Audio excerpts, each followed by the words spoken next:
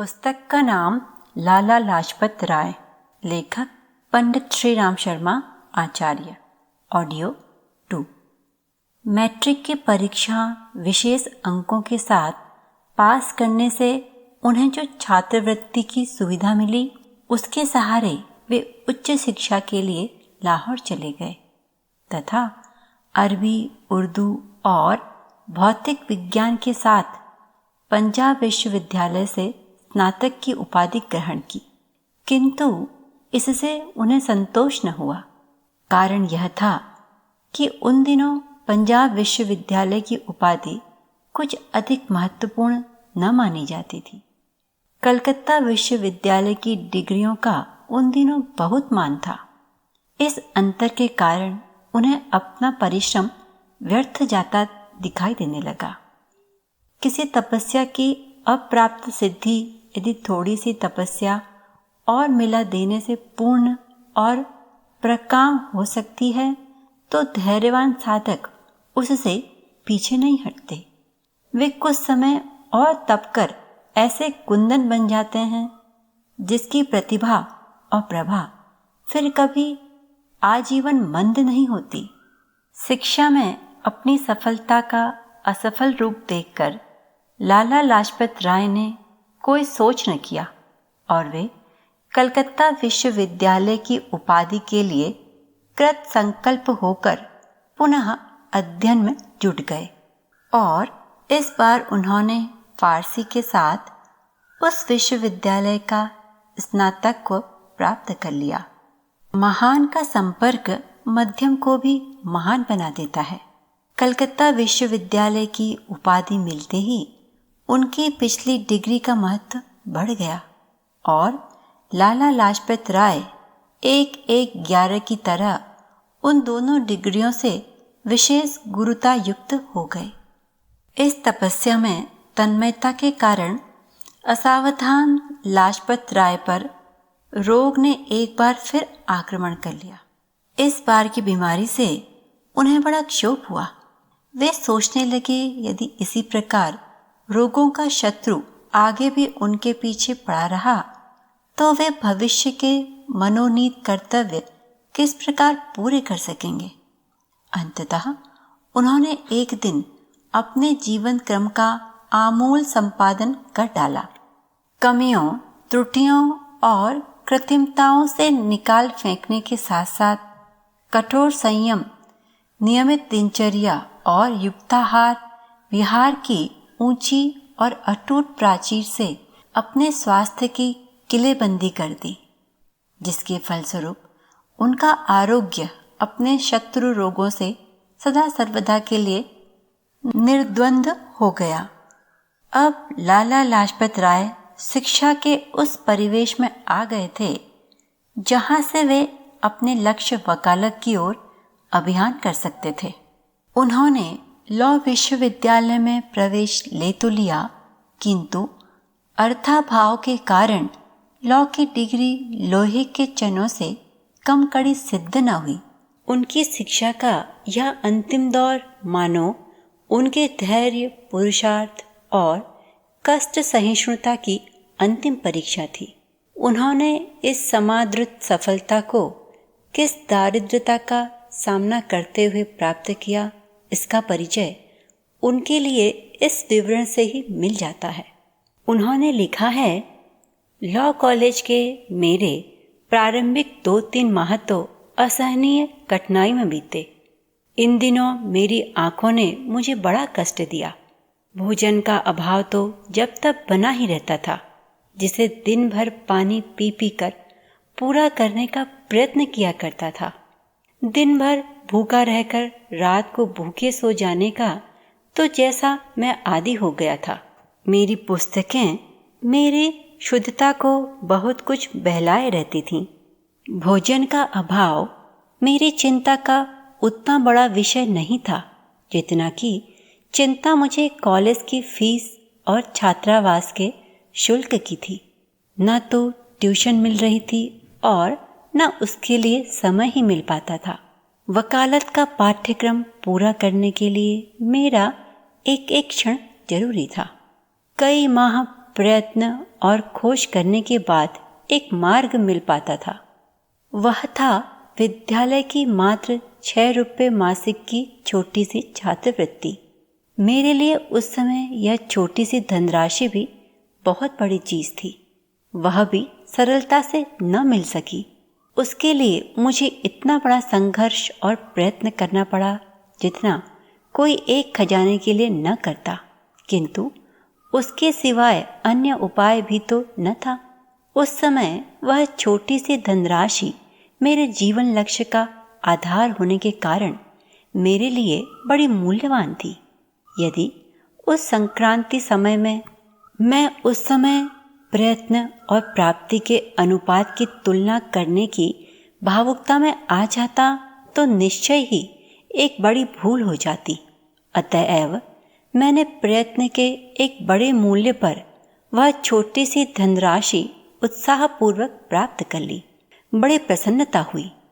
उस छात्रवृत्ति में से 2 रुपये कॉलेज की फीस देता था, 3 रुपये वकालत का शुल्क और 1 रुपया छात्रावास का निवास शुल्क। अब मेरे भोजन तथा अन्य खर्चे के लिए मेरे पास केवल 1 रुपया बचता था, जिसके सहारे मैं अपना शेष जीवन चलाने की कोशिश करता था। मेरे न बतलाने पर भी पता नहीं मेरे पिताजी को मेरी इस कठिनाई का पता कैसे चल गया। उन्होंने अपनी परिवार की कठिनाइयां बढ़ाकर मेरी कठिनाई में हाथ बटाया। वे मुझे मासिक कभी 8 रुपये और कभी 10 रुपये भेजा करते थे। मैंने अपने लिए उनका यह उपकार बहुत समझा। इससे अधिक कुछ कर सकना उनके लिए संभव न था। मुझे उसी सीमा में रहकर अपना गुजर करना पड़ता था और मैंने साहसपूर्वक किया भी। वकालत की पुस्तकें बहुत महंगी थी, किंतु मैंने दौड़ धूप कर कुछ आवश्यक पुस्तकें सस्ते दामों में प्राप्त कर ली थीं। इस प्रकार जहाँ लॉ के अन्य छात्र अपने कमरों में नई नई पुस्तकों की एक छोटी मोटी लाइब्रेरी रखते थे, वहाँ थोड़े से पुरानी पुस्तकों से ही काम चलता था। इसके अतिरिक्त जिन पुस्तकों की आवश्यकता होती थी और जो मेरे पास नहीं थी, उन्हें मैं अपने मित्रों से मांग लाता था और बड़ी सावधानी से काम निकालकर निर्धारित समय पर वापस कर आता था। मैंने न तो किसी मित्र की कोई पुस्तक कभी खराब की, न समय के बाद अपने पास रोकी। जिस प्रकार मैं स्वयं ही पुस्तकें ले आता था, उसी प्रकार खुद जाकर सधन्यवाद वापस भी कराता। मेरे पिता मेरे लिए ऋण लेने को भी तैयार हुए, लेकिन मैंने उन्हें ऐसा करने नहीं दिया और सीमांत मितव्ययता के साथ अपना गुजारा करता रहा। किंतु मेरी इन सारी मुसीबतों का सारा मूल्य मुझे एक साथ मिल गया जब मैं वकालत की परीक्षा में मन भाए अंकों से पास हो गया। इस जीवन निर्माण की कठोर गाथा के बाद लाला लाजपत राय की सेवाओं का इतिहास प्रारंभ होता है। रोहतक में वकालत प्रारंभ करने के साथ ही उन्होंने लाहौर के DAV कॉलेज का काम भी करना शुरू किया। कॉलेज नया नया ही स्थापित हुआ था। उसके स्थायित्व और विकास के लिए बहुत काम करना था। उन दिनों निस्वार्थ एवं निःशुल्क कार्यकर्ताओं की बड़ी कमी थी। लाला लाजपत राय ने कॉलेज को अपनी सेवाएं प्रदान की। वे प्रायः कचहरी के बाद रोहतक से लाहौर चले जाया करते थे। वहां जाकर कॉलेज का काम और कागज देखते थे, अपने प्रस्ताव देते और अगली योजनाओं पर विचार विमर्श करते थे। अवसर मिलने पर वे 1-2 कक्षाओं को या तो कोई महत्वपूर्ण विषय पढ़ाते थे या नैतिकता, आचरण, अनुशासन, जनसेवा और देशभक्ति के प्रेरक उपदेश दिया करते थे। अवकाश के दिनों में तो लाला लाजपत राय लाहौर में ही रहते थे और सारे समय कॉलेज के काम में ही लगे रहते थे। उन दिनों उनका मुख्य कार्य कॉलेज के लिए धन संग्रह करना था। वे कॉलेज के लिए झोली लिए बाजार बाजार, दुकान दुकान और घर घर घूमते थे। लोगों को शिक्षा की आवश्यकता और महत्व समझाते थे। कॉलेज का उद्देश्य और उसके विकास की अनिवार्यता बतलाते थे। विनम्रता पूर्वक लोगों से दान देने की प्रार्थना करते थे। बच्चों को स्कूल भेजने की प्रेरणा देते थे और जो कुछ मिलता था उसे लाकर कॉलेज को भेंट कर देते थे। इस प्रकार प्रयत्नों द्वारा लाला लाजपत राय ने लाहौर के डीएवी कॉलेज को हजारों रुपये और सैकड़ों छात्र ही नहीं दिए, बल्कि अपनी प्रतिष्ठापूर्ण याचना से उसका महत्व भी बढ़ा दिया। जिन जन कार्यों के लिए सम्मानित व्यक्ति अहंकार जन्य आत्महीनता का भाव छोड़कर झोली ले लेते हैं, उन कल्याण कार्यों को सफल होते विलंब नहीं लगता। लाला लाजपत राय की इस बहुमूल्य सेवा से कॉलेज कुछ ही समय में अपने पैरों खड़ा हो गया और उनको सहारा देने वाले उन जैसे ही बहुत से स्तंभ भी मिल गए। इस सक्रिय सेवा के अतिरिक्त लाला लाजपत राय जनता में विचार आंदोलन के लिए विविध पत्र पत्रिकाओं में लेख भी लिखते रहते थे। परिवर्तनकारी लेखों ने लाहौर में जन जागरण का प्रभात उदय कर दिया। लाला लाजपत राय की उन्नत की हुई इस हलचल ने जहां उन्हें जनप्रिय बना दिया, वहां सरकारी अधिकारियों को असहयोगी। परिणाम स्वरूप उनकी वकालत मंद पड़ती गई। सरकार के पिट्ठू अफसरों का असहयोग इतना बढ़ गया कि उन्हें जीविका के लिए रोहतक छोड़ देने का विचार करना पड़ा। इसको भी उन्होंने अपनी एक सफलता ही माना। जन सेवाओं का महत्व और जन सेवक का प्रभाव प्राय प्रारंभ में विरोध की तुला पर ही तुलकर अपना मूल्य प्रकट करता है।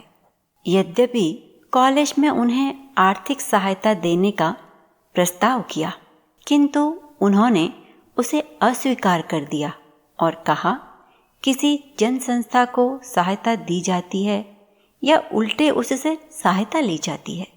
सेवा एवं साधन का क्षेत्र एक रोहतक ही तो नहीं है, पूरा देश पड़ा है। कहीं भी चले जाऊंगा। अंत तो गत्वा वे रोहतक से हिसार चले गए। हिसार में आकर लाला लाजपत राय ने जल्दी ही जन सेवा का क्षेत्र खोज निकाला।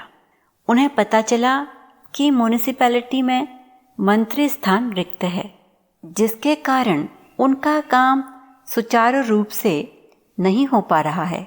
उन्होंने तत्काल अपनी अवैतनिक सेवाएं उस स्थान के लिए समर्पित कर दी। उनके अनेक मित्रों ने उनसे कहा, जब वह स्थान वैतनिक है तो आप नियमित वेतन क्यों नहीं लेते।